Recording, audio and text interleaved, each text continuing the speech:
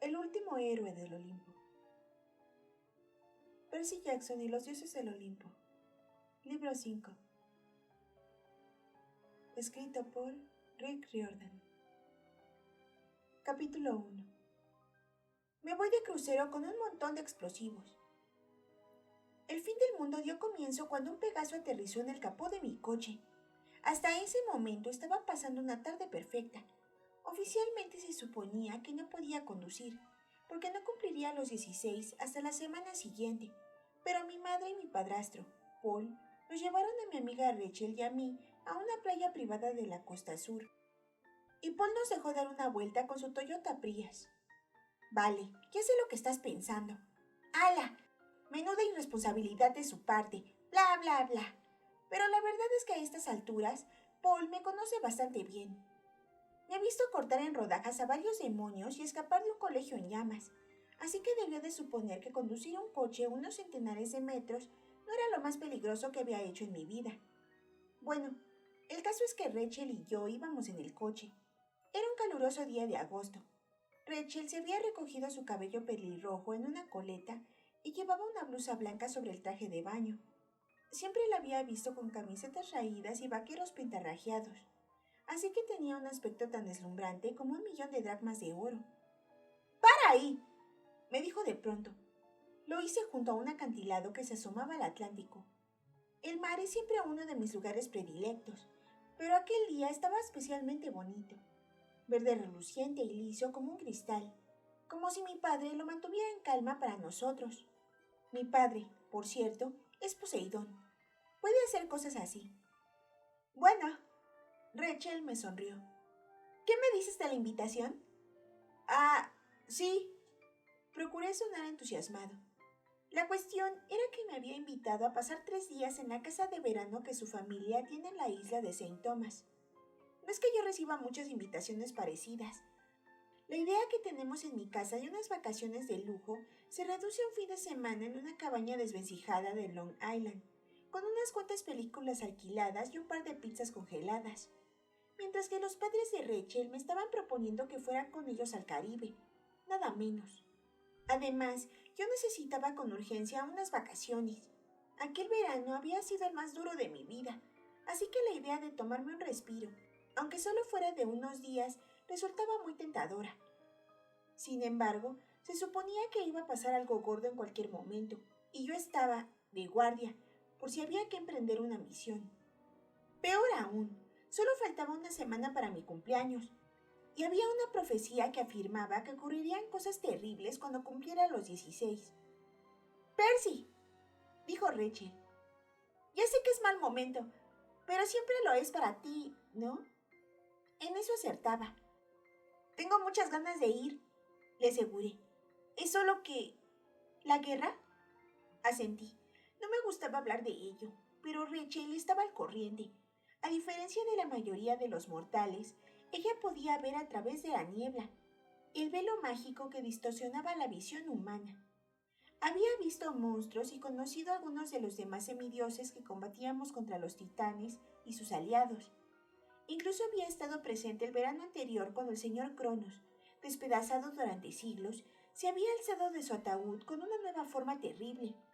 Y se había ganado para siempre mi respeto cuando le lanzó al malvado titán un cepillo para el pelo y le dio en todo el ojo.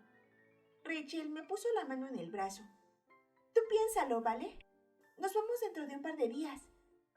Mi padre le tembló la voz. ¿Te está apretando las tuercas? Rachel meneó la cabeza, indignada. Intenta ser amable, lo cual casi es peor. Quiere que vaya en otoño a la Academia de Señoritas Clarion. Es el colegio al que fue tu madre, ¿no? Es un estúpido colegio para señoritas de la alta sociedad, y está en el Quinto Pino, en New Hampshire.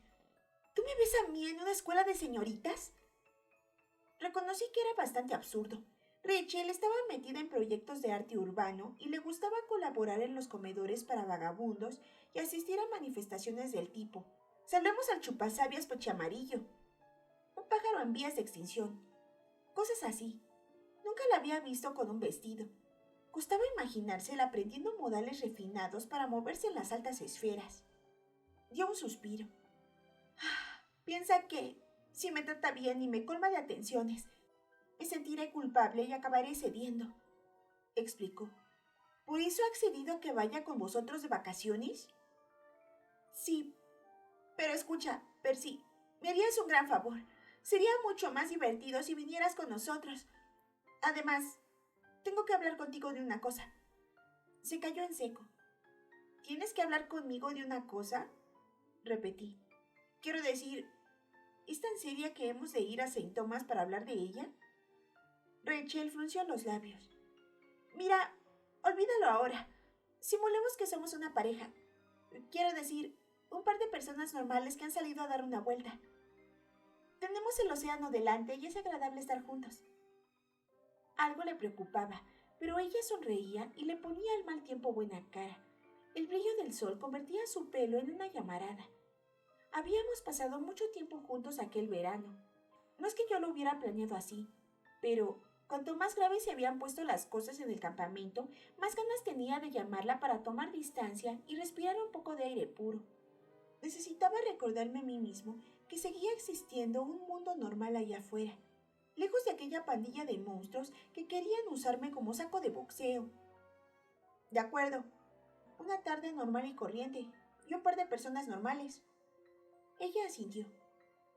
Y suponiendo, dijo, solo suponiendo que esas dos personas se gustaran, ¿qué haría falta para que el tonto del chico besara a la chica? Pues me sentí de golpe como una de las vacas sagradas de Apolo, lento, bobo y sonrojado. No digo que no hubiera pensado en Rachel. Era mucho más tratable bueno, que otras chicas que conozco. Con ella no tenía que esforzarme, ni cuidar mis palabras, ni devanarme los sesos, tratando de adivinar qué estaría pensando. Rachel no ocultaba nada. Demostraba lo que sentía. No sé lo que hubiera hecho a continuación, pero estaba tan confuso que ni siquiera vi cómo bajaba del cielo en picado aquella mole oscura, hasta que las 4 pezuñas se estamparon sobre el capó del Prius con un sonoro ¡bram! ¡Poc! ¡Crack! ¡Jefe! Dijo una voz en mi cabeza. ¡Bonito coche!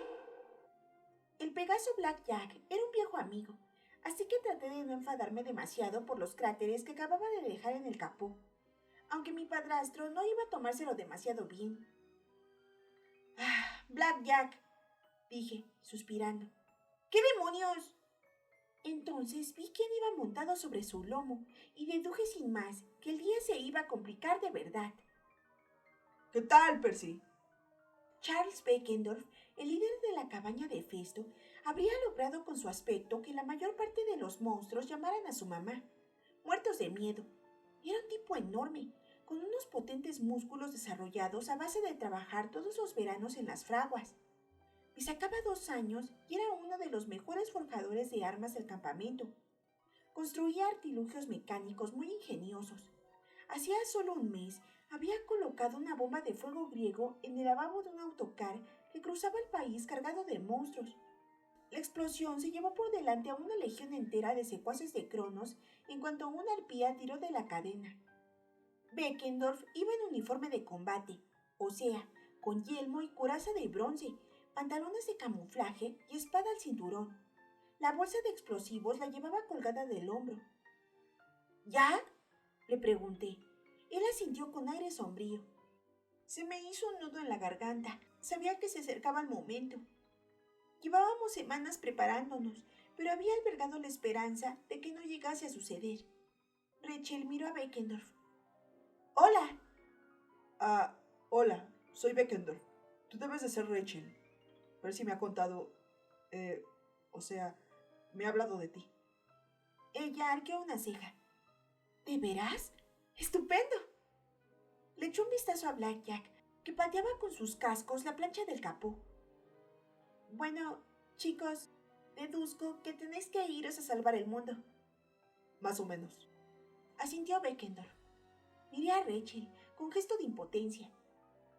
Le dirás a mi madre... Se lo diré. Seguro que ya está acostumbrada. Y le explicaré a Paul lo del capó. Asentí agradecido. Supuse que aquella sería la última vez que Paul me prestaba su coche. Buena suerte. Rachel me besó antes de que pudiera reaccionar. Y ahora en marcha, mestizo. Cárgate a unos cuantos monstruos por mí. Sentada en el Prius con los brazos cruzados, contempló cómo nos elevábamos a lomos de Black Jack, que iba trazando círculos cada vez más altos en el cielo. Mientras la perdía de vista, me pregunté de qué querría hablar conmigo, y también si viviría lo suficiente para averiguarlo. Bueno, Comentó Beckendorf. supongo que no querrás que le cuente a Annabeth la escenita que acabo de presenciar. ¡Oh, dioses! Mascullé. ¡Ni se te ocurra! Ahogó una risotada mientras nos remontábamos por los aires sobre el Atlántico. Casi había oscurecido cuando divisamos nuestro objetivo, el Princesa Andrómeda, un crucero descomunal. Destellaba en el horizonte con sus lucecitas blancas y amarillas. De lejos podríamos haberlo tomado por un simple crucero de vacaciones, y no por el cuartel general del Señor de los Titanes. Al acercarte un poco más, distinguías un gigantesco mascarón de proa. Una doncella de pelo oscuro, túnica griega y cubierta de gruesas cadenas, con una expresión de horror, como si percibiera el hedor de todos los monstruos que se veía obligada a transportar. Se me encogió el estómago al ver otra vez aquel barco. Había estado 2 veces a punto de morir a bordo del Princesa Andrómeda, que ahora navegaba rumbo a Nueva York. ¿Recuerdas lo que has de hacer? Me gritó Beckendorf por encima del fragor del viento. Asentí. Habíamos ensayado en los astilleros de Nueva Jersey, usando barcos abandonados como blanco. Era consciente del poco tiempo que tendríamos, pero también de que aquella era la ocasión ideal para acabar con la invasión de Cronos, incluso antes de que empezara. «Déjanos en la cubierta inferior de popa, Black Jack», pedí. «Entendido, jefe», contestó él. «Oh, no soporto ver ese barco». Black Jack había estado apresado en el Princesa Andrómeda hacía 3 años, hasta que mis amigos y yo lo ayudamos a escapar. Imagino que habría preferido dejarse trenzar las crines como mi pequeño pony, ese muñeco rosa para niñas, a volver allí de nuevo. «No nos esperes», añadí. «Pero, jefe, confía en mí. Escaparemos por nuestros propios medios». Black Jack plegó las alas y se lanzó en picado hacia el barco. El viento silbaba en mis oídos. Había muchos monstruos patrullando por las cubiertas superiores. Dracaenae, que son mujeres reptil, perros del infierno, gigantes, demonios foca de aspecto humanoide, conocidos como telequines. En fin, de todo. Pero nosotros volábamos a una velocidad tan supersónica que nadie dio la alarma. Bajamos disparados hacia la popa y Black Jack desplegó las alas para posarse suavemente en la cubierta más baja. Me apé, algo mareado. «Buena suerte, jefe», dijo él. «No deje que lo haga picadillo». Dicho lo cual, mi viejo amigo alzó el vuelo y desapareció. Saqué el bolígrafo del bolsillo, le quité el tapón y contracorriente se desplegó en toda su longitud, casi 1 metro de mortífero bronce celestial, refulgiendo en la oscuridad. Beckendorf sacó un pedazo de papel del bolsillo. Creí que era un mapa o algo así, pero se trataba de una fotografía. La miró en la penumbra. Era la cara sonriente de Silena Beauregard, hija de Afrodita. Habían empezado a salir el pasado verano, aunque les había costado lo suyo, porque todos los demás llevábamos años diciéndoles: «Pero, si se nota legua que estáis colados el uno por el otro». Incluso en medio de aquella misión tan peligrosa, nunca había visto a Beckendorf tan feliz. «Conseguiremos volver al campamento, seguro», le prometí. Por un segundo me pareció ver una sombra de preocupación en su mirada. Luego adoptó su habitual sonrisa confiada. «Pues claro», respondió. «Anda, vamos a partir a Cronos otra vez en 1.000.000 de pedazos». Beckendorf abrió la marcha. Cruzamos un estrecho pasillo que conducía a la escalerilla de servicio, tal como habíamos ensayado.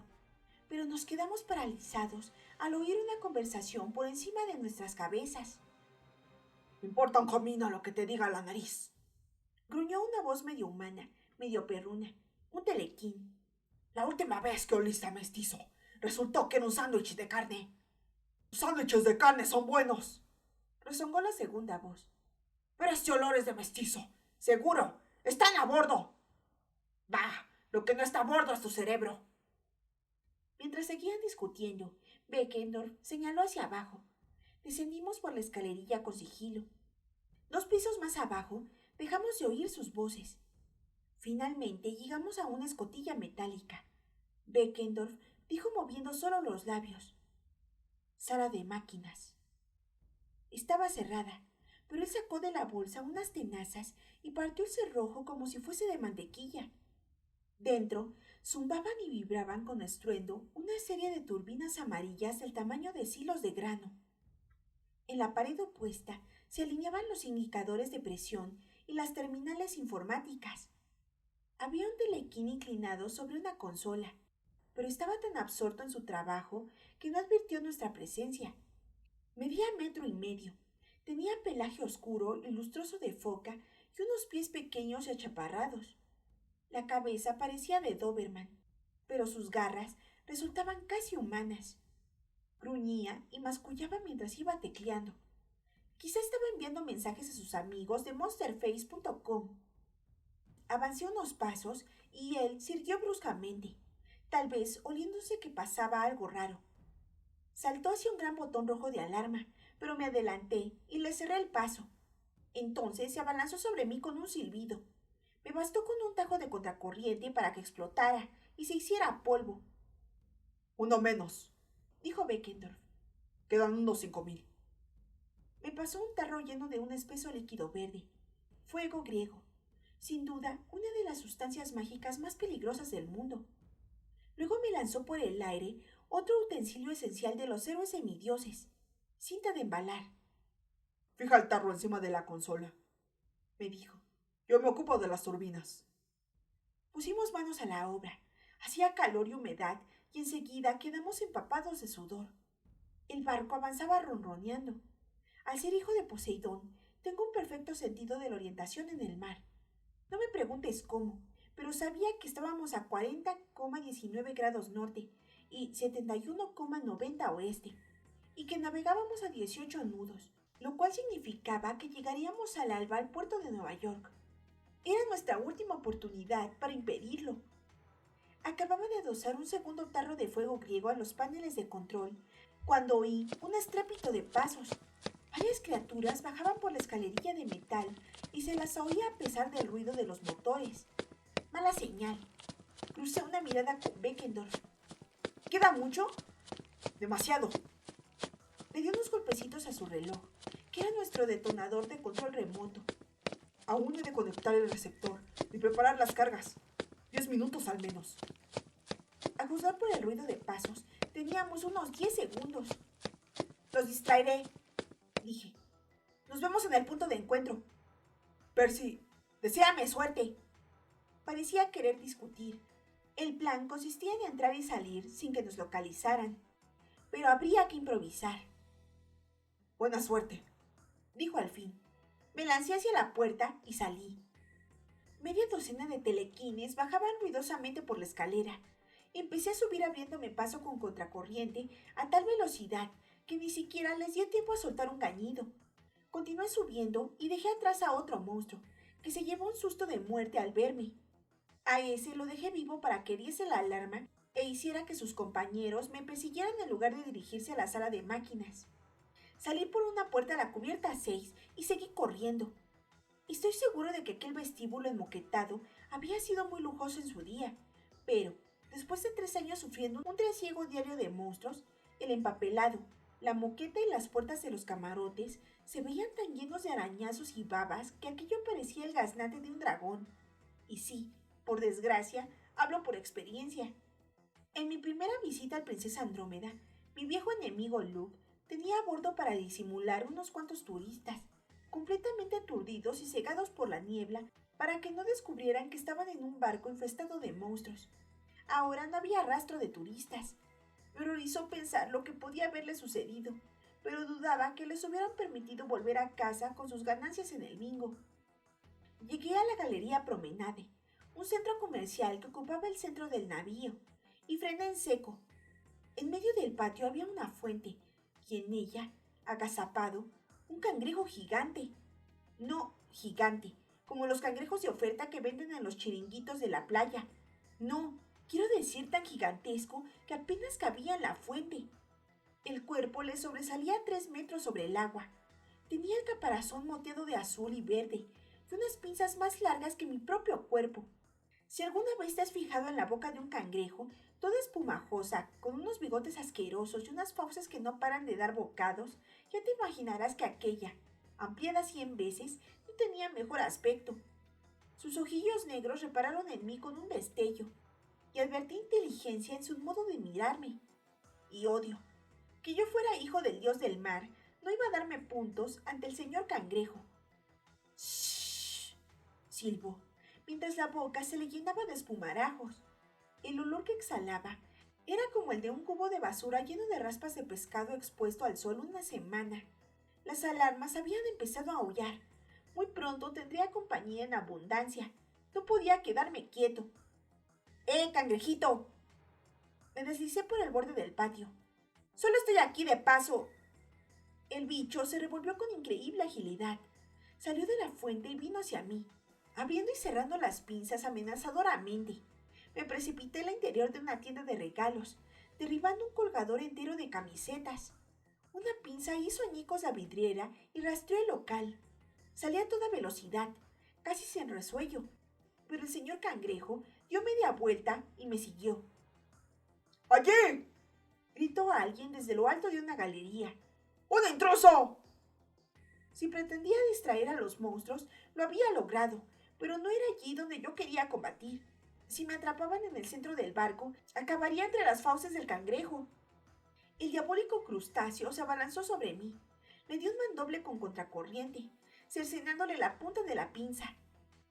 Sisió y soltó aún más espumarajos, aunque no parecía muy herido. Intenté recordar algo de las antiguas leyendas que me ayudase a derrotarlo. Annabeth me había hablado de un cangrejo monstruoso que Hércules había aplastado con el pie, cosa que no iba a funcionarme. Aquel cangrejo era ligeramente más grande que mi Reebok. Entonces me vino una curiosa idea a la cabeza. En Navidades, mi madre y yo habíamos pasado unos días con Paul Bluffis en la vieja cabaña de Montauk a la que íbamos siempre. Paul me había llevado a pescar cangrejos y, cuando sacó la red llena de bichos, me enseñó la pequeña abertura que tienen en su caparazón, justo en medio de ese vientre tan feo. El único problema, pues, era llegar a aquel vientre repulsivo. Eché un vistazo a la fuente y luego al suelo de mármol, que ya estaba muy resbaladizo por los movimientos del bicharraco. Extendí la mano, concentrándome en el agua, y la fuente explotó como un geyser. El agua se desparramó por todas partes.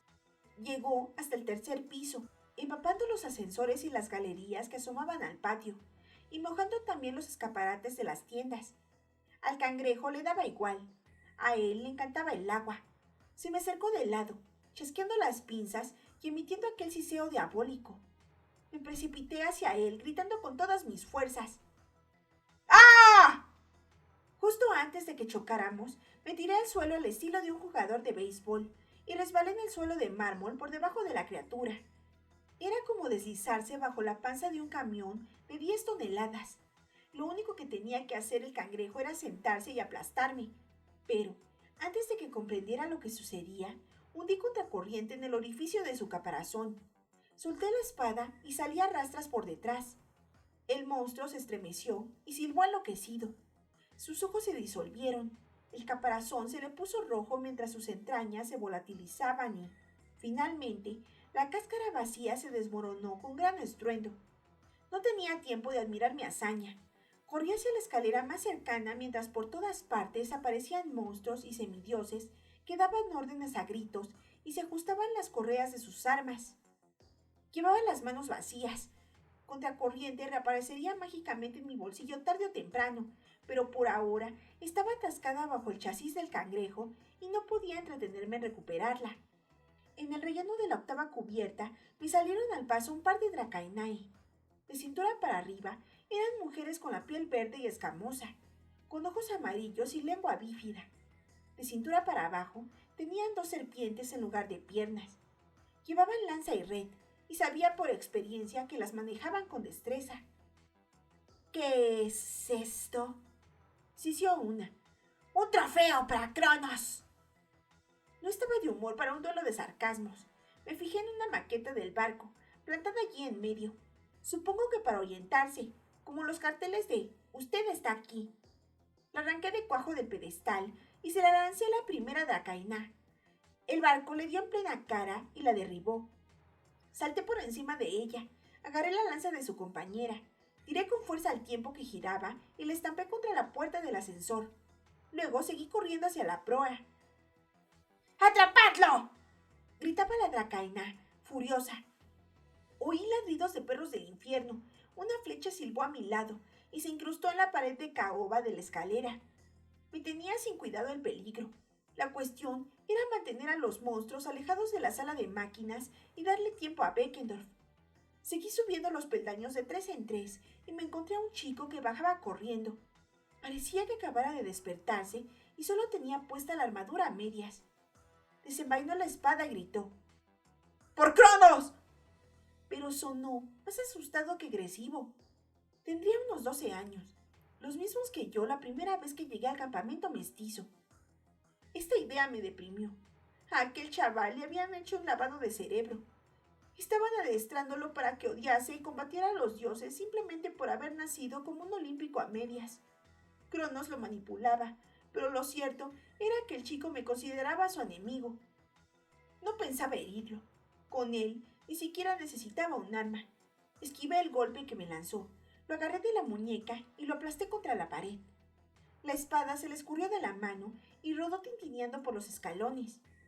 Entonces hice algo que no había planeado.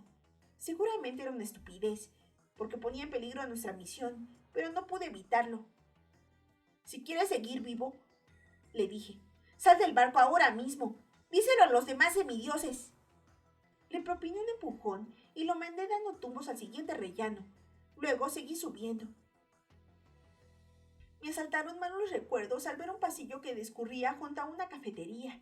Annabeth, mi hermanastro Tyson y yo habíamos pasado por allí a hurtadillas 3 años atrás. Salí corriendo a la cubierta principal.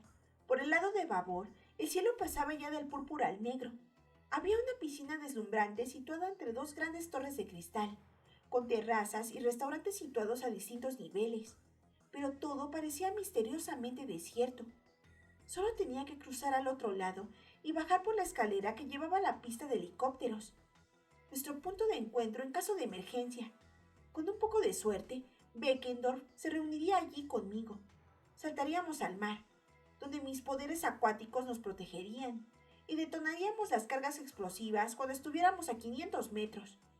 Había cruzado ya la mitad de la cubierta cuando una voz me dejó paralizado. «Llegas tarde, Percy». Luke se asomó desde la primera terraza con una sonrisa en su rostro cruzado por una cicatriz. Iba con tejanos, camiseta blanca y chancletas, como un estudiante cualquiera, pero sus ojos decían la verdad. Eran de oro macizo. «Hace días que te esperamos».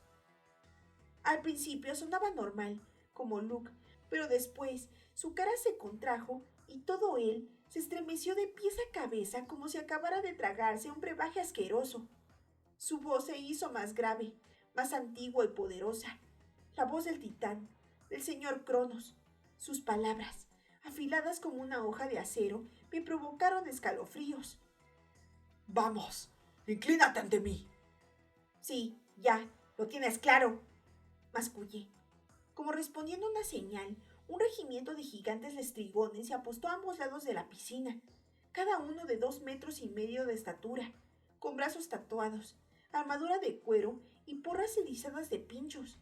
Por encima de Luke, el techo se llenó de semidioses arqueros.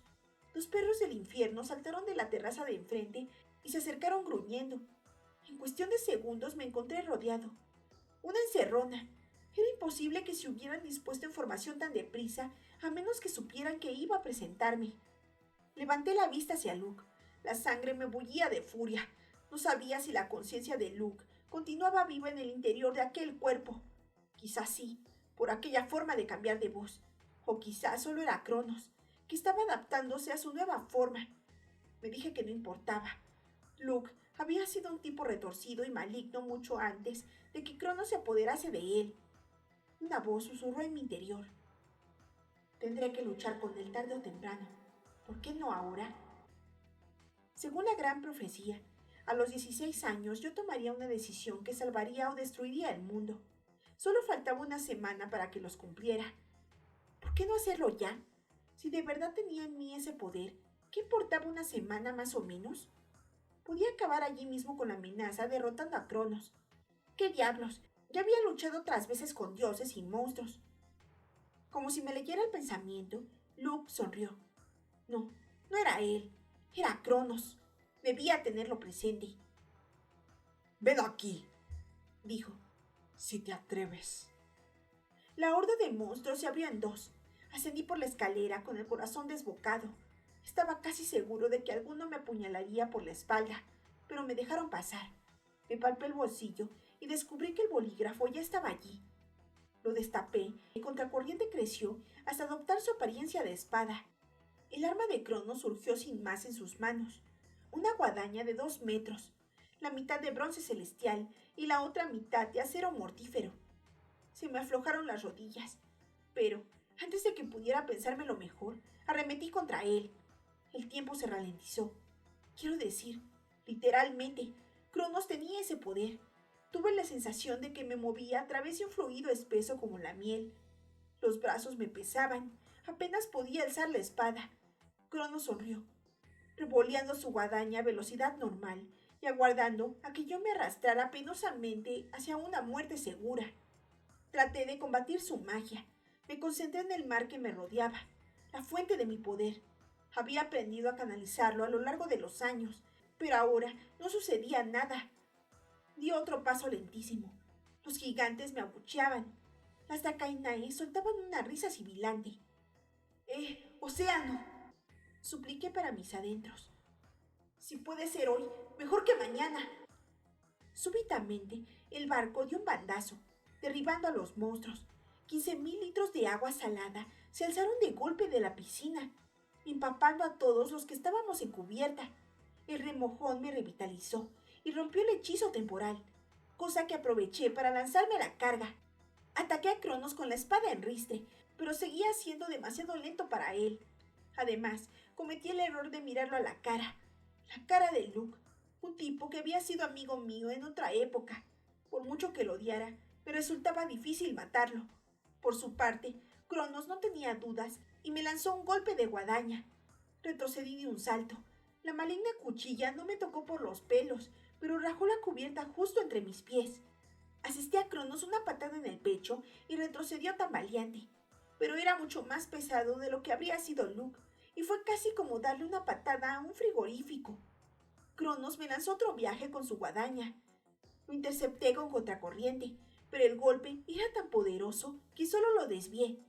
El filo me desgarró la manga y me arañó la piel. No era un corte serio en apariencia, pero sentí un estallido de dolor en esa zona del cuerpo.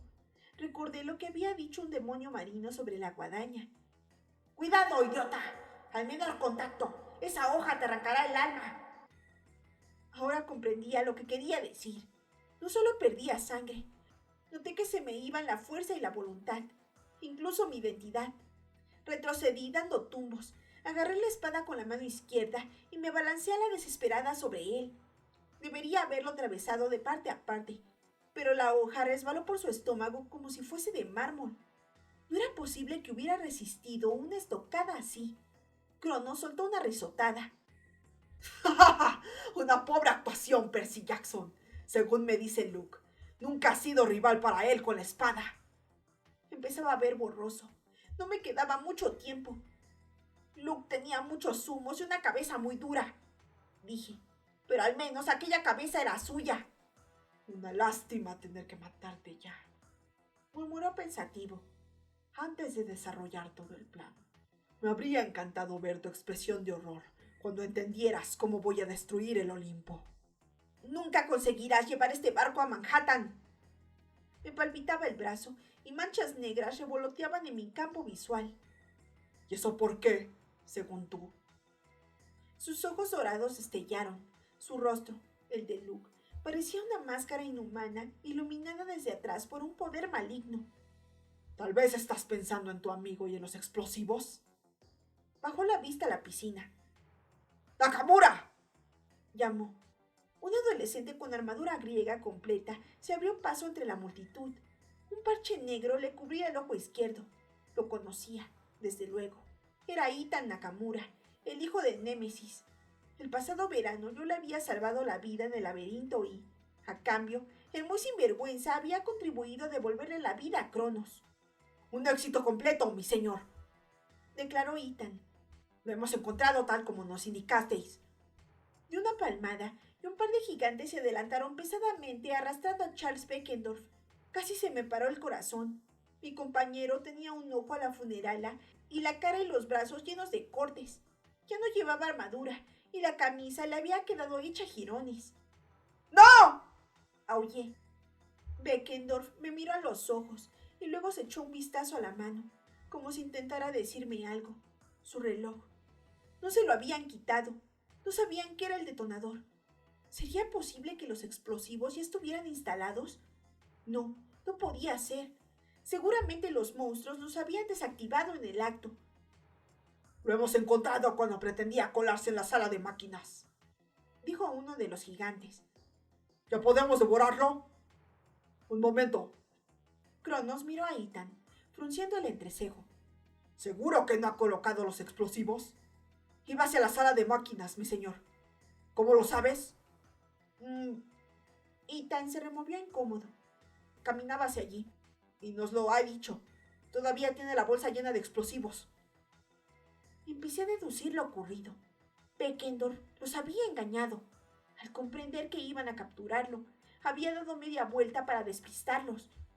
Así los había convencido de que no había llegado aún a la sala de máquinas. El fuego griego seguía activado. Pero eso no nos serviría de nada si no conseguíamos salir del barco y detonarlo. Cronos vaciló. «Ojalá se lo crea», rogué. El dolor en el brazo era tan terrible que apenas podía soportarlo. «¡Abrid su bolsa!», ordenó el titán. Uno de los gigantes le arrancó a Beckendorf la bolsa que llevaba al hombro, atisbó en su interior y le dio la vuelta. Los monstruos que había alrededor retrocedieron, presas del pánico. Si realmente hubiera estado llena de tarros de fuego griego, habríamos saltado todos por los aires. Pero lo que cayó al suelo fue una docena de latas de melocotón. Cronos respiraba agitadamente, tratando de dominar su cólera. «¿No lo habríais capturado por casualidad cerca de la cocina?» Ethan se puso blanco. Empezó. «¿Y no se os ha ocurrido enviar a nadie a registrar la sala de máquinas?», bramó Cronos. Ethan dio un paso atrás, aterrorizado. Giró sobre los talones y echó a correr. Solté una maldición silenciosa. Ahora ya solo nos quedaban unos minutos antes de que se desactivasen las bombas. Crucé una mirada con Beckendorf y le pregunté mentalmente, con la esperanza de que me entendiera. ¿De cuánto disponemos? Juntó el índice y el pulgar, formando un círculo. 0. El detonador no tenía programada ninguna cuenta atrás. Si conseguíamos apretar el botón, el barco explotaría en el acto. Era imposible. No podríamos alejarnos lo suficiente antes de activarlo. Los monstruos acabarían con nosotros primero o desmontarían los explosivos, o ambas cosas. Cronos se volvió hacia mí con una sonrisa torcida. «Tendrás que disculpar a esta panda de incompetentes, Percy Jackson», dijo. «Aunque no importa. Ahora estás a nuestra merced. Sabíamos que ibas a venir desde hace semanas». Extendió la mano y sacudió una pequeña pulsera plateada con un amuleto en forma de guadaña, el símbolo del Señor de los Titanes. La herida del brazo minaba mi capacidad de raciocinio, pero aún así murmuré. Un dispositivo de transmisión. Un espía en el campamento. Cronos sofocó una carcajada. «No puedes fiarte de los amigos. Siempre acaban decepcionándote. Luke lo aprendió de la peor manera posible. Tira tu espada y ríndete, o tu amigo morirá». Tragué saliva. Uno de los gigantes había agarrado del cuello a Beckendorf. No estaba en condiciones de rescatarlo y, aunque lo intentara, lo matarían antes de que lograse llegar a su lado. Los matarían a ambos. Beckendorf articuló una palabra con los labios. «Huye». Mené la cabeza. No podía dejarlo allí.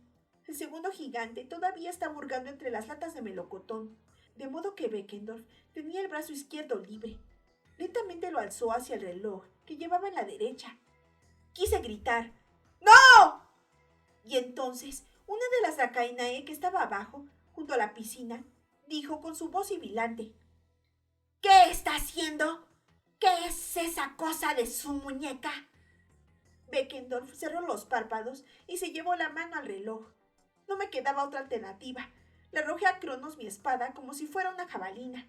La hoja rebotó en su pecho sin hacerle un rasguño, pero el golpe lo sobresaltó y aproveché su desconcierto para abrirme paso entre la horda de monstruos y saltar por la borda hacia el agua, 30 metros más abajo. Oí un sordo retumbo en las entrañas del barco. Los monstruos chillaban y me maldecían asomados a la barandilla. Una lanza pasó rozándome la oreja y una flecha me desgarró el muslo, pero apenas tuve tiempo de sentir el dolor. Me sumergí en el mar y ordené a las corrientes que me arrastraran lejos, a 100, a 200 metros. Incluso a esa distancia, la explosión pareció sacudir el mundo entero. Noté una oleada de calor que me abrazó la nuca, mientras el princesa Andrómeda estallaba y se convertía en una descomunal bola de fuego, una llamarada verde que se enroscaba en el cielo oscuro, consumiéndolo todo. Beckendorf, pensé. Luego perdí el conocimiento y me hundí hacia el fondo del mar como un áncora. Capítulo 2. Conozco a varios parientes con aletas. Los sueños de los semidioses son una lata. La cuestión es que nunca son sueños simplemente. Siempre han de ser visiones, presagios y otros fenómenos místicos por el estilo, que me dejan el cerebro hecho polvo. Soñé que estaba en un oscuro palacio en lo alto de una montaña. Por desgracia, lo conocía. El Palacio de los Titanes en la cima del Monte Otris, también conocido como Monte Tamalpais, en California. El pabellón principal se abría a la noche, cercado de negras columnas griegas y estatuas de titanes. La luz de las antorchas relucía en el suelo de mármol negro. En el centro, un gigante con armadura forcejeaba bajo el peso de una nube que giraba sobre sí misma como un torbellino. Era Atlas, sosteniendo el cielo. Cerca de él había otros 2 hombres gigantescos junto a un brasero de bronce, estudiando las imágenes de las llamas. Menuda explosión, Comentaba uno de ellos. Llevaba una armadura negra tachonada de puntos plateados, como una noche estrellada, y un casco de guerra del que sobresalía un cuerno de carnero a cada lado.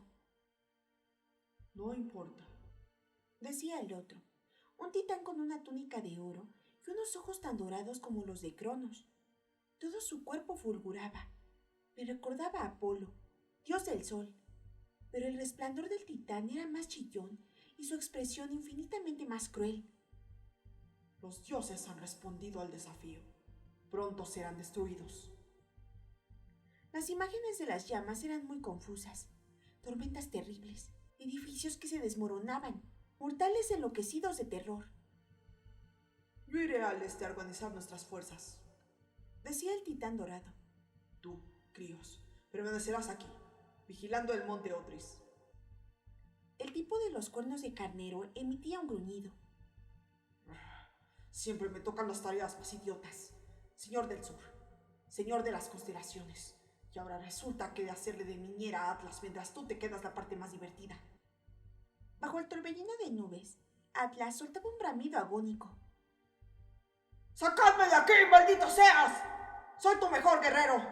¡Líbrame de mi carga para que pueda combatir! ¡Silencio! Rugía el titán dorado. Ya tuviste tu oportunidad, Atlas, y fracasaste. Cronos quiere que te quedes donde estás. En cuanto a ti, Críos, cumple con tu deber. Y si necesitas más guerreros, replicaba Críos. nuestro traicionero sobrino con su smoking no te servirá de gran cosa en una batalla. El titán dorado se echaba a reír. No te preocupes por él. Además, los dioses apenas dan abasto para hacer frente a este primer desafío tan insignificante. No saben que aún les tenemos reservados muchos otros. Acuérdate de lo que te digo. En unos días tan solo, el Olimpo estará en ruinas. Y nosotros volveremos a reunirnos aquí para celebrar el nacimiento de la sexta era. El titán dorado estallaba en llamas y desaparecía. Sí, claro. Rezongaba Críos. Él puede estallar en llamas y yo tengo que andar con estos absurdos cuernos de carnero. La escena cambiaba. Ahora me encontraba fuera del pabellón, oculto tras una columna griega. A mi lado había un chico escuchando a los titanes. Un chico de pelo negro y tez pálida, con ropas oscuras. Mi amigo Nico D'Angelo, el hijo de Hades. Me miraba con expresión lúgubre. ¿Lo ves, Percy? Susurraba. Se te agota el tiempo. ¿De veras crees que podrás vencerlo sin mi plan? Sus palabras caían sobre mí, heladas como el fondo del océano, y de repente todo se volvía negro. ¿Percy? Dijo una voz ronca. Sentía como si me hubiesen metido la cabeza en un microondas. Abrí los ojos y vi una figura enorme y oscura inclinada sobre mí. ¿Beckendorf? Pregunté, esperanzado. No, hermano. Mis ojos lo enfocaron lentamente. Era un cíclope lo que tenía delante, una cara deformada, con greñas de color castaño y un enorme ojo marrón lleno de inquietud. ¿Tyson? Mi hermano sonrió ampliamente, mostrándome los dientes. ¡Yojo! ¡Te funciona el cerebro! Exclamó. Yo no estaba tan seguro. Notaba el cuerpo frío y ingrávido, y la voz me sonaba rara. Oía a Tyson, pero era como si percibiera vibraciones en mi cráneo, más que sonidos normales. Me incorporé y la sábana vaporosa que me tapaba se elevó flotando. Me encontraba en una cama de sedosas algas entrelazadas. Las paredes estaban cubiertas de caparazones de orejas de mar y en el techo había perlas del tamaño de pelotas de baloncesto que iluminaban la estancia. Me hallaba bajo el agua, lo cual, siendo hijo de Poseidón, no es ningún problema para mí. Puedo respirar aunque esté sumergido, y ni siquiera se me moja la ropa. Aún así, me sobresalté un poco cuando un tiburón martillo entró por la ventana de la habitación, pero se limitó a echarme un vistazo y salió tranquilamente por el lado opuesto. ¿Dónde? En el palacio de papá, contestó Tyson. En otras circunstancias habría sentido una gran excitación. Nunca había visitado el reino de Poseidón y llevaba años soñando con ello. Pero ahora me dolía la cabeza. Tenía la camisa toda chamuscada por la explosión y, aunque las heridas del brazo y la pierna se me habían curado casi del todo, uno de los efectos que tiene en mí el agua del mar, siempre que actúe el tiempo suficiente. Aún me sentía como si me hubiera pisoteado un equipo de fútbol de gigantes lestrigones con botas de tacos metálicos. ¿Cuánto tiempo? Te encontramos anoche, cuando te hundías hacia el fondo. ¿Y el princesa Andrómeda? ¡Hizo boom!, aclaró, por si me quedaban dudas. Beckendorf iba a bordo. ¿Lo has...? Su rostro se ensombreció. Ni rastro de él. Lo siento, hermano. Miré por la ventana el agua azul oscuro. Beckendorf iba a ir a la universidad en otoño. Tenía novia, un montón de amigos y toda una vida por delante. No podía haber muerto. Quizá había logrado saltar del barco también. Quizá se había lanzado por la borda. No, él no habría sobrevivido como yo a una caída al agua desde 30 metros, ni habría conseguido alejarse lo suficiente de la explosión. Sabía que había muerto. Se había sacrificado para destruir el princesa Andrómeda y yo lo había dejado allí. Recordé mi sueño. Los titanes comentaban la explosión como si no tuviera importancia, y Nico D'Angelo me había advertido que nunca derrotaría a Cronos si no seguía su plan. Una idea peligrosa que yo llevaba más de un año rehuyendo. Una explosión lejana sacudió la habitación. En el exterior relumbró una oleada de luz verde, iluminando el fondo marino como si fuese mediodía. ¿Qué ha sido eso?, pregunté. Tyson me miró preocupado. Papá te lo explicará. Ven, les está haciendo boom a los monstruos. El palacio me habría parecido el lugar más increíble que había visto en mi vida si no hubiese sido porque estaban destruyéndolo. Nadamos hasta el fondo de un largo pasillo y subimos disparados en línea recta aprovechando un geyser. Al elevarnos por encima de los tejados contuve el aliento. Bueno, si es que puede uno contener el aliento bajo el agua. El palacio era tan grande como la ciudad del Monte Olimpo, con jardines, patios enormes y pabellones rodeados de columnas. Los jardines tenían colonias de coral y relucientes plantas acuáticas. Había 20 o 30 edificios construidos con caparazones de oreja de mar. Eran blancos, pero destellaban con todos los colores del arco iris. Los peces y pulpos entraban y salían por las ventanas, y los caminos se hallaban bordeados de perlas brillantes que recordaban a ristras de luces navideñas. El patio principal estaba lleno de guerreros, tritones con cola de pez de cintura para abajo y cuerpo humano de cintura para arriba, aunque con la piel azul. Hasta entonces no había visto ninguno. Algunos atendían a los heridos, otros afilaban sus lanzas y espadas. Uno de ellos pasó nadando a toda prisa por nuestro lado. Tenía ojos verde fosforescente y dientes de tiburón. Estas cosas no te las enseñan en La Sirenita. Alrededor del patio principal se alzaban grandes fortificaciones, torres, murallas, artefactos contra los asedios, aunque la mayoría se encontraban en ruinas. Algunas ardían con un fulgor verde que yo conocía bien. Era fuego griego, que arde incluso bajo el agua. Más allá se extendía el fondo del mar sumido en la penumbra. Entreví batallas enfurecidas, destellos de energía, explosiones, chisporroteos que saltaban cuando los ejércitos chocaban. Un humano normal lo habría encontrado todo demasiado oscuro para distinguir nada. Pero, ¿qué demonios? Un humano normal habría resultado aplastado por la presión y congelado por el frío. Y, en realidad, ni siquiera mis ojos sensibles a los cambios de calor lograban identificar con claridad lo que sucedía. En un lado del palacio explotó un templo con techo de coral rojo. El fuego y los escombros saltaron a cámara lenta y llegaron a los jardines más lejanos. Arriba, surgió entre las sombras una silueta monumental, un calamar más grande que un rascacielos, rodeado de una nube de polvillo reluciente. Bueno, creí que era polvillo, hasta que comprendí que se trataba de un enjambre de tritones que intentaban atacar al monstruo. El calamar descendió hacia el palacio y, con un solo barrido de sus tentáculos, aplastó una columna entera de guerreros. Entonces salió un arco de luz azulada de la azotea de uno de los edificios más altos. La luz le dio de lleno al enorme calamar, que se disolvió en el agua como una mancha de colorante. ¡Papá!, dijo Tyson, señalando el punto del que había surgido el arco azulado. ¿Ha sido él? De pronto me sentía más esperanzado. Mi padre tenía poderes increíbles. Era el dios del mar. Él podía hacer frente a aquel ataque.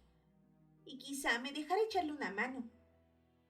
¿Tú has participado en el combate?, le pregunté a Tyson, maravillado. ¿Te has dedicado a porrear cabezas con tu alucinante fuerza de cíclope? Tyson se enfurruñó y comprendí que acababa de formular la pregunta menos indicada. Yo me he dedicado a forjar armas, masculló. Ven, vamos a buscar a papá.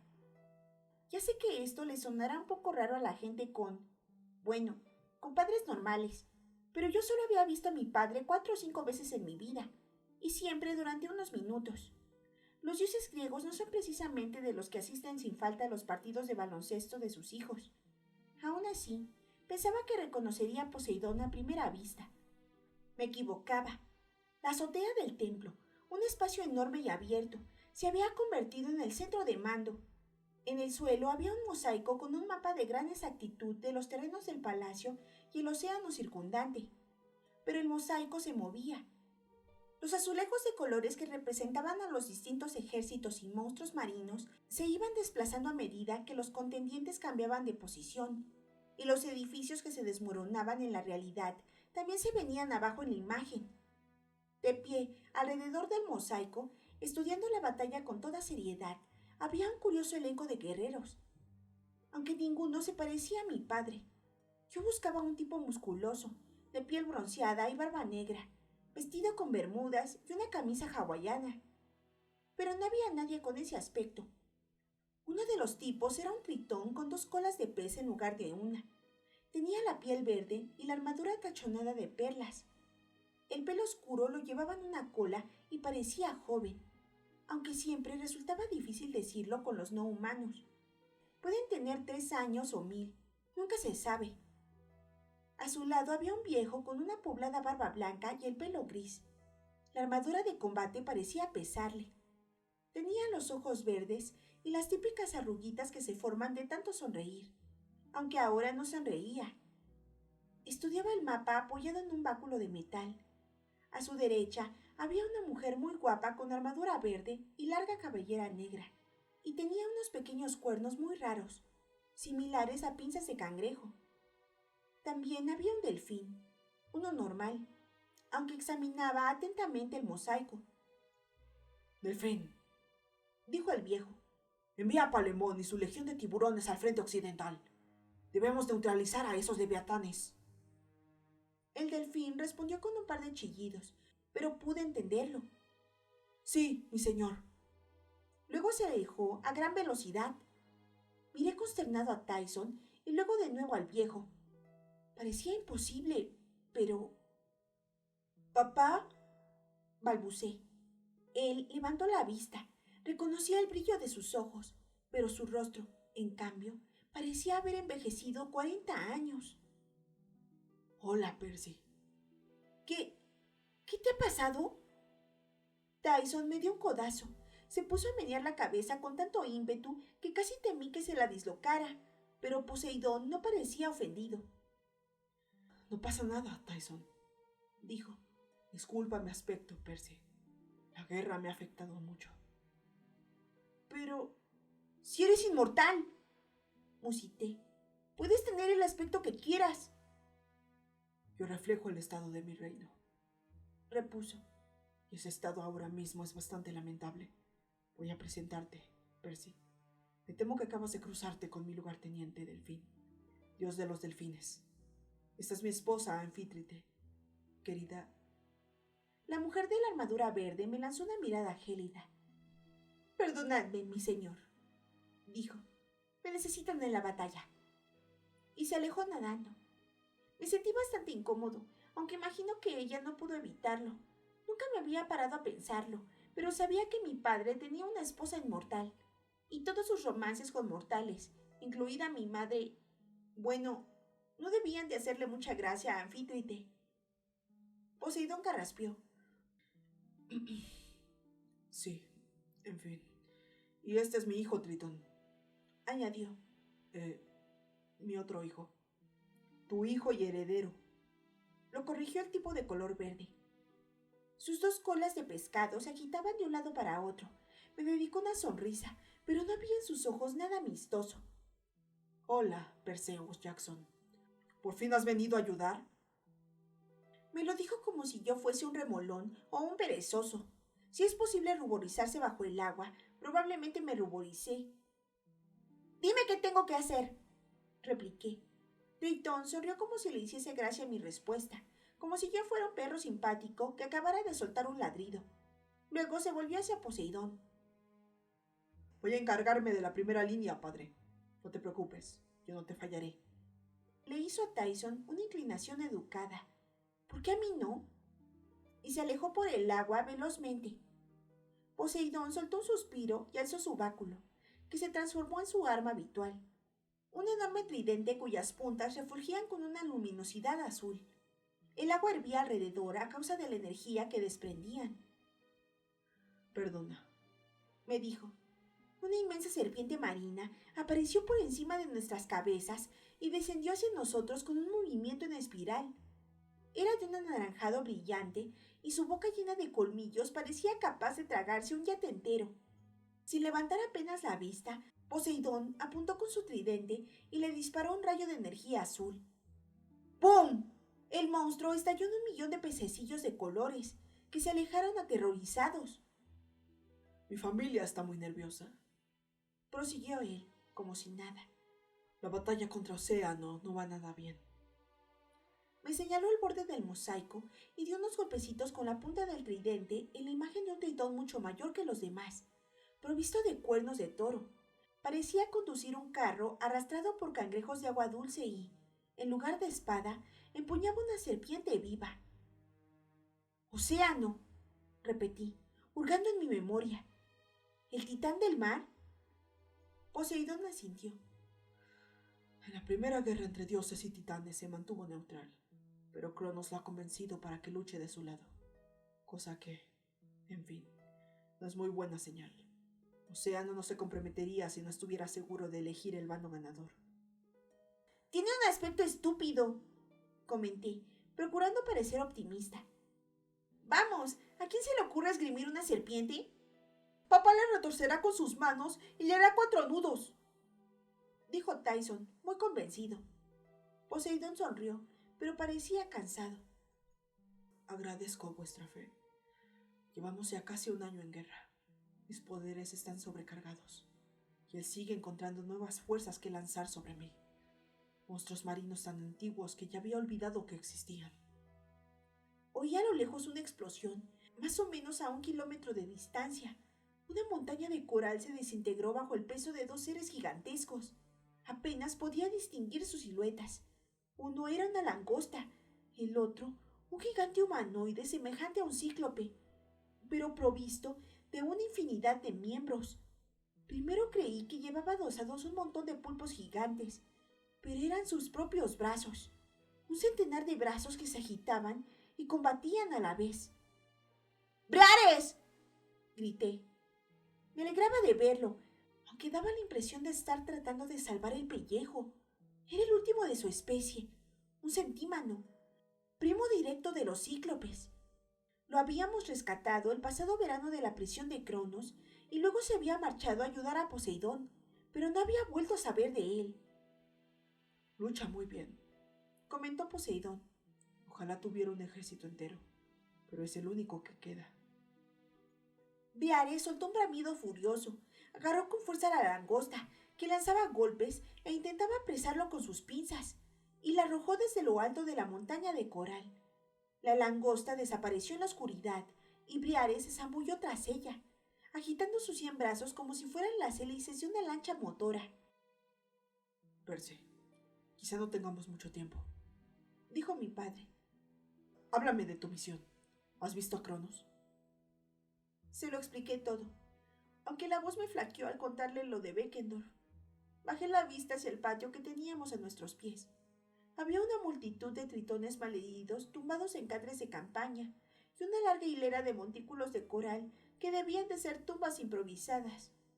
Comprendí que Beckendorf no era la primera víctima de aquella guerra, sino solo una más entre centenares, tal vez entre millares. Nunca me había sentido tan furioso e impotente. Poseidón se acarició la barba. Beckendorf escogió una muerte heroica, prosiguió. Tú no tienes la culpa. El ejército de Cronos debe de estar inmerso en un completo desorden. Muchos han sido destruidos. Pero a él no lo hemos matado, ¿no? Ya mientras lo preguntaba, comprendí que era una ingenuidad por mi parte. Habíamos volado su barco por los aires y desintegrado a muchos de sus monstruos, pero el señor de los titanes no sería tan fácil de matar. No, reconoció Poseidón. Pero nos has hecho ganar tiempo. Había semidioses en el barco, dije, acordándome del chico con que me había cruzado en la escalera. Me había concentrado únicamente en los monstruos y en Cronos. Me había convencido de que destruir su barco estaba bien porque eran seres malignos y navegaban hacia mi propia ciudad para atacarla. Además, ellos no morían de un modo permanente. Los monstruos se volatilizaban y volvían a formarse al cabo de un tiempo. En cambio, los semidioses... Poseidón me puso una mano en el hombro. Percy, solo había unos cuantos semidioses a bordo, y todos habían decidido combatir al lado de Cronos. Tal vez algunos hicieron caso de tu advertencia y huyeron, pero si no, ellos eligieron su destino. ¡Les habían lavado el cerebro!, exclamé. Ahora están muertos y Cronos sigue vivo. ¿Debería sentirme mejor por ello? Miré con rabia el mosaico, diminutas explosiones que destruían monstruos diminutos. Parecía todo muy fácil cuando se trataba solo de una imagen. Tyson me rodeó de los hombros con el brazo. Si lo hubiera intentado cualquier otro, lo habría apartado sin contemplaciones. Pero Tyson era demasiado grande y muy testarudo. Él me abrazaba tanto si quería como si no. No es culpa tuya, hermano, dijo. Con Cronos no sirven las explosiones. La próxima vez le atizaremos con una porra bien grande. Percy, añadió mi padre. El sacrificio de Beckendorf no ha sido en vano. Habéis desbaratado el ejército invasor. Nueva York estará a salvo durante un tiempo, lo cual deja las manos libres a los olímpicos para afrontar una amenaza mucho mayor. ¿Qué amenaza? Recordé lo que había dicho en mi sueño el titán dorado. Los dioses han respondido al desafío. Pronto serán destruidos. El rostro de mi padre se ensombreció. Ya has tenido bastantes disgustos por hoy, dijo. Pregúntaselo a Quirón cuando vuelvas al campamento. ¿Volver al campamento? Con todos los problemas que tienes aquí. ¡Yo quiero ayudar! No puedes, Percy. Tu misión está en otra parte. No daba crédito a mis oídos. Miré a Tyson, buscando su apoyo. Mi hermano se mordió el labio. Papá, Percy puede combatir con su espada, dijo. Es muy bueno. Eso ya lo sé, murmuró Poseidón con calma. Padre, puedo echar una mano, dije. Me siento capaz. No lograrás resistir aquí mucho tiempo. Una bola de fuego surgió de las líneas enemigas y trazó una rápida parábola. Pensé que Poseidón la desviaría o algo así, pero fue a caer en la esquina del patio y explotó. Un montón de tritones saltaron dando tubos por el agua. Poseidón hizo una extraña mueca, como si hubiera recibido una puñalada. Vuelve al campamento, insistió. Y dile a Quirón que ya ha llegado el momento. ¿De qué? Debes oír la profecía, entera. No me hacía falta preguntar cuál. Llevaba años oyendo hablar de la gran profecía, aunque nadie me la había explicado nunca del todo. Lo único que sabía era que debía tomar una decisión que decidiría el destino del mundo, pero nada, sin agobios. ¿Y si fuera esa la decisión, quedarse a luchar o marcharse? Discurrí. ¿Y si te dejo aquí y tú...? No podía decir, mueres. Se suponía que los dioses no se morían, aunque yo había visto algún caso, pero incluso sin morirse, podían quedar reducidos prácticamente a nada, o bien ser exiliados o arrojados al fondo del Tártaro, como le había sucedido a Cronos. Debes marcharte, Percy, insistió Poseidón. Ignoro en qué consistirá tu decisión final, pero tu lugar está en el mundo exterior. Has de ir al campamento, aunque solo sea para prevenir a tus amigos. Cronos conoce vuestros planes. Tenéis un espía. Nosotros resistiremos aquí. No nos queda otro remedio. Tyson me apretó la mano con fuerza. Te echaré de menos, hermano. Mientras nos contemplaba, nuestro padre pareció envejecer otros 10 años. Tyson, tú también tienes cosas que hacer, hijo. Te necesitan en el arsenal. Tyson volvió a enfurruñarse. ¡Ya voy!, gimió. Me dio un abrazo tan fuerte que casi me parte las costillas. ¡Ten cuidado, Percy! ¡No dejes que te maten los monstruos! Asentí, fingiendo confianza, pero aquello era demasiado para el grandulón. Se alejó sollozando hacia el arsenal, donde sus primos los cíclopes fabricaban lanzas y espadas. Deberías dejarle luchar, dije a mi padre. No soporta estar encerrado en el arsenal, ¿no lo ves? Él negó con la cabeza. Basta y sobra con tener que ponerte a ti en peligro. Tyson es demasiado joven. Tengo que protegerlo. Deberías confiar en él y no tratar de protegerlo.